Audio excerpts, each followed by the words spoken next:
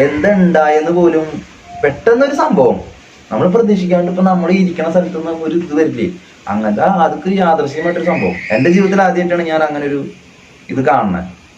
തിരിച്ചു വന്നപ്പോ ഇത് കാണുന്നത് മണ്ണ് മൊത്തം ഇങ്ങനെ വന്ന ആ ഇറക്കത്തിന്റെ തൊട്ട് താഴെ വന്ന് മണ്ണ് ഇങ്ങനെ മൊത്തം മൂടിയില്ല.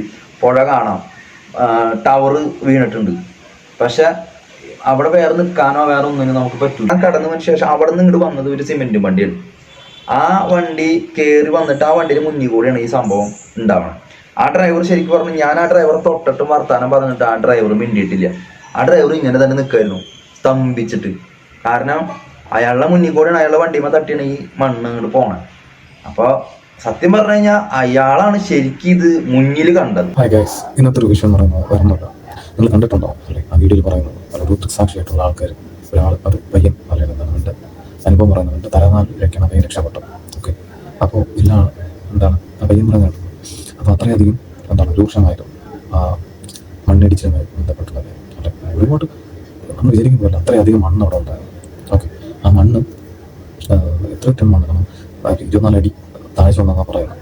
എന്താണ് പുഴയ്ക്ക് വീതി വലിയ ഒരു അത്യാവശ്യം വലിയൊരു ഭയങ്കരമായ ഒരു സംഭവം ഒഴുക്കുന്നതിൻ്റെ കൂടെ അത്രയും മണ്ണിടിഞ്ഞ് ആ പുഴയുടെ നടുക്ക് വന്ന് കൂടിയിട്ടുണ്ട്. അതൊക്കെ അറിയാം. അപ്പം ആ പയ്യൻ തന്നെ പറയുന്നുണ്ട്, ആർക്കും ഒന്നും മനസ്സിലായിട്ടില്ല, അവിടെ നിന്ന് കണ്ട ദൃക്സാക്ഷികൾക്ക് പോലും ഒന്നും മനസ്സിലായിട്ടില്ല എന്നാണ് പറയുന്നത്.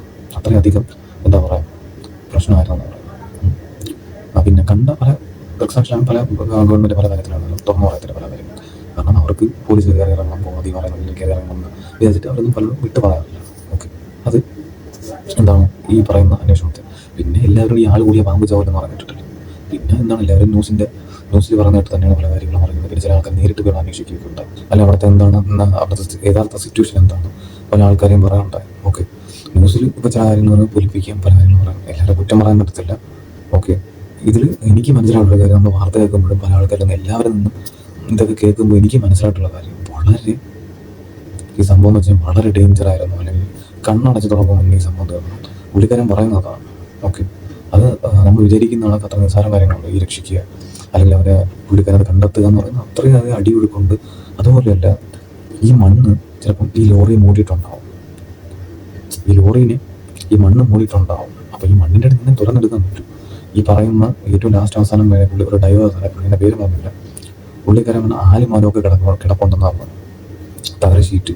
അപ്പോൾ ഇതൊക്കെ എനിക്ക് തോന്നുന്നു ആ ചായക്കട അല്ലെങ്കിൽ എന്താണ് ഹോട്ടലിൻ്റെ അവശിഷ്ടങ്ങളായിരിക്കും. കാരണം ഞാനൊരു മുന്നൊരു വീട് കണ്ടായിരുന്നു, ഈ ഇടിക്കുന്നതിന് മുന്നേ വളരെ ഒരു വീട്, ആ ചായക്കട ഇരിക്കുന്ന സ്ഥലവും ആ മണ്ണും ആ റോഡും ഈ പറയുന്ന പല കാര്യങ്ങളും എന്താണ് ഞാൻ കണ്ടായിരുന്നു ഒരു വീഡിയോയിൽ. അപ്പോൾ ആ രണ്ട് എന്താ പറയുക ആ ചായക്കട എടുത്ത് 2 ആൽമരങ്ങൾ നിൽപ്പുണ്ടായിരുന്നു. ഓക്കെ, ആൽമരമായിരിക്കും. അപ്പോൾ അതിൻ്റെ പരിസരത്ത് ഇവിടെ തന്നെ കാണാം. ഓക്കെ, കാരണം ഇതൊക്കെ ഏറ്റവും അടിയിലായിരിക്കും, മനസ്സിലായില്ലേ? അപ്പോൾ അവിടെ തന്നെ കാണാം. പക്ഷേ ഡീപ്പായിട്ട് ഈ പറയുന്ന കണക്ക് അവർക്ക് നിന്ന് ചെയ്യാൻ വേണ്ടിയിട്ട് പറ്റുന്നില്ല. ഒഴുക്ക് താഴേക്ക് നല്ല ആഴമുണ്ട്. അപ്പോൾ അവർക്ക് നിന്ന് പല കാര്യങ്ങളും വിസിബിലിറ്റിയാണ്. അപ്പോൾ അവരൊക്കെ വരുമ്പോൾ അവർക്ക് അവരുടെയായിട്ടുള്ള പരിമിതികളുണ്ട്. ഒഴുക്ക് കാരണം അവർക്ക് അവരുടെ ജീവൻ നോക്കണം. നമുക്ക് ഇവിടെ നിന്ന് കരയെന്ന് പറയുന്നത് പോലെയല്ല. ഓക്കെ, പിന്നെ എന്താണ് അത് എന്താ പറയുക സംഭവിച്ചു പോയി. ആർക്കും അങ്ങനെ സംഭവിക്കാതിരിക്കട്ടെ, ഇങ്ങനെ ഒരു പ്രശ്നം സംഭവിക്കാതിരിക്കട്ടെ, ഒരു ദുരന്തങ്ങളൊക്കെ ആവർത്തിക്കാതിരിക്കട്ടെ എന്ന് മാത്രമേ നമുക്ക് പ്രാർത്ഥിക്കാൻ പറ്റത്തുള്ളൂ. ഓക്കെ, അപ്പം ഇതൊക്കെ തന്നെയാണ് പറയാനുള്ളത്. പിന്നെ ഒരു വീഡിയോ കാണാനുണ്ടായി, എന്താണ് ഈ കടൽ 8 കിലോമീറ്ററാണ് വ്യത്യാസം. ഈ സംഭവം നടന്നതുമായിട്ട് ബന്ധപ്പെട്ട് 8 കിലോമീറ്ററാണ് വ്യത്യാസമായിട്ടുള്ളത്. അപ്പം അവിടെ ആ കടലിൻ്റെ കരയിലേക്ക് അടിഞ്ഞുകൂടി തടിയെന്ന് പറഞ്ഞാൽ ലക്ഷക്കണക്കിന് രൂപ വില വരുന്ന തടികളാണ്. അവിടെ ജനങ്ങൾ, അവിടുത്തെ പ്രവാസികൾ അവിടുത്തെ ജനങ്ങൾ ഈ തടിയൊക്കെ എന്താ അവർ സീൽ ചെയ്യാൻ വേണ്ടിയിട്ടും പല അവരുടെ എന്താണ് ആവശ്യത്തിന് വേണ്ടിയിട്ട് ഉപയോഗിക്കാൻ വേണ്ടിയിട്ടൊക്കെ എടുത്ത് വിട്ട് പോകാൻ പറ്റും. വീഡിയോ കണ്ടെങ്കിൽ 80 പീസാണ് തടിയുമായ കണ്ടമാനം തടി ഒഴുകി വരുന്ന വെള്ളത്തിലൂടെ ഒഴുകി വരുന്ന തടി. പിന്നെ കടലിലോട്ട് പോകും, കടലടിച്ച് കരയ്ക്കോട്ട് കയറ്റുകയും ചെയ്യുന്നു. അപ്പോൾ വളരെ ഭയാനകം. ഞാൻ ആ വീഡിയോ ഇവിടെ കൊടുത്തേക്കും. അതും അത്രയധികം ഭയാനകമായിട്ടുള്ള സംഭവമാണ്. ഓക്കെ, എല്ലാവർക്കും എന്താ പറയുക, പല ഇതുപോലത്തെ സിറ്റുവേഷനൊക്കെ വരുമ്പോൾ വളരെ എന്താണ് വണ്ടി പാർക്ക് ചെയ്യുന്ന മഴ വരും. ഫസ്റ്റ് നിങ്ങൾ ശ്രദ്ധിക്കേണ്ട ഒരു കാര്യം, മഴ വെള്ളം ഇസ് വെരി ഡേഞ്ചറസ്. അത് എല്ലാവരും മനസ്സിലാക്കി വെച്ചിട്ട്